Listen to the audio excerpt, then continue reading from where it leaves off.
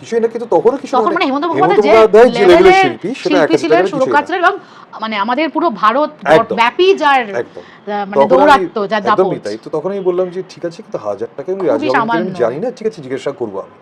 তো আমি তো রাস্তায় করে যাবো, ক্রস করে যাবো, তুমি গাড়িতে উঠে ভেতরে ঢোকো। বলে না তুই ওঠ, চল আমার সঙ্গে। তো গেছি, তো যাদের অনুষ্ঠান তারা তো কৃতার্থ, তো হ্যাঁ হ্যাঁ চলুন চলুন আসুন। তো তারা খুব ইয়ে করে বসিয়েছে, তারা মানে ভাবছে 1000 টাকা এক্সচেঞ্জ উনি। তো তারপরে উনি নাম অ্যানাউন্স হলো যথাসময়, তারপর গান গাইতে বসলেন। তো যখন স্টেজে উঠছেন আমাকে বলে আমি কিন্তু একটাই ইয়ে করবো, আপনার গাইবো না, হ্যাঁ তুমি একটাই গেও।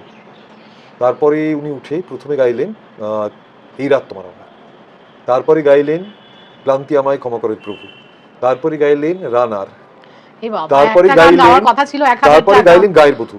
মানে গানগুলো কিন্তু বড় বড় বড় বড় গান, এবং মানে গাইতেও যথেষ্ট রকম সময় লাগে এবং সেইগুলোরই গাইলেন। তারপরে উনি স্টেজ থেকে বেরিয়ে এসে, প্রকাশ্যেও না, মঞ্চ থেকে যখন গ্রিন রুমে ঢুকলেন, ঢুকে 1000 টাকার উপর আরো বোধহয় 1002 টাকা দিয়ে খামিরপুরে বললেন এটা তোমাদের ক্লাবে, আমি রিক্রিয়েশন ক্লাবে এটা দিলাম, এটা মানে তোমাদের ফান্ডে একটা ডোনেশন দিলাম আমি।